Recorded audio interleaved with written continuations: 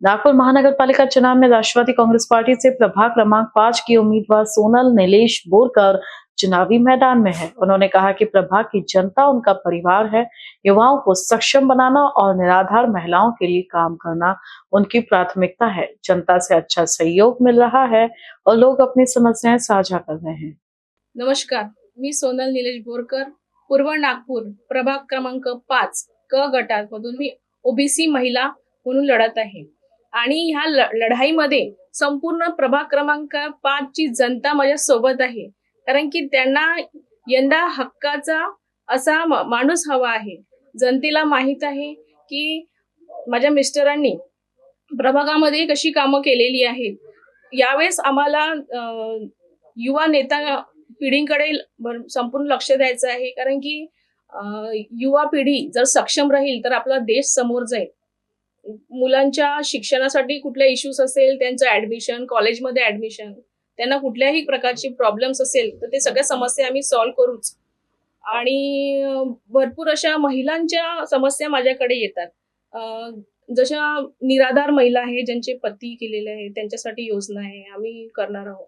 मी त्यांच्या समस्या जाणू शकते, कारण मी एक स्त्री आहे आणि स्त्री म्हणून मला त्यांची समस्या, त्यांचा त्रास तो मी अनुभवलेला आहे आणि त्यांच्यासाठी मला भरपूर काम करायचे आहे।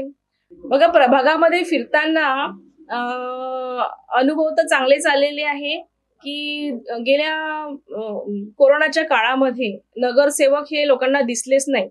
त्यांनी तर स्पष्ट करून टाकलं होतं की एक सेवक हे लापता झालेले आहे। तेव्हा बरेचसे लोक आमच्याकडे आले, कदाचित त्याच्यामुळे आमच्यासोबत जास्ती लोक जुळलेले गेले आहे। पण मी तुम्हाला हे वचन देते की येणाऱ्या आता जे उमेदवार फिरत आहेत, तुम्ही सांगता की काही कामं झालेले नाही आहेत, पण आम्ही असे कामं करू 5 वर्षामध्ये, पुढल्या 5 वर्षांनी जेव्हा कुठला उमेदवार तुमच्या दारी जर आला तर तुम्ही हक्कानी म्हणाल की नाही, आमच्या जुन्या नगरसेवकांनी प्रभागामध्ये खूप चांगले कामं केले आहेत, आणि तुम्ही स्माइल करून त्यांना वापस पाठवाल, अशी मी आशा करते।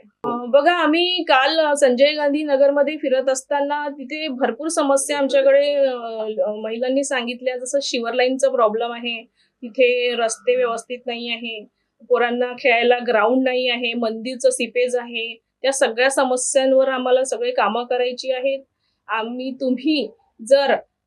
आम्ही सर्व समस्या सॉल्व्ह करतोच, पण प्रशासनाची जोड जर आम्हाला मिळाली तर आम्ही तेच कामे चांगल्या पद्धतीने करू।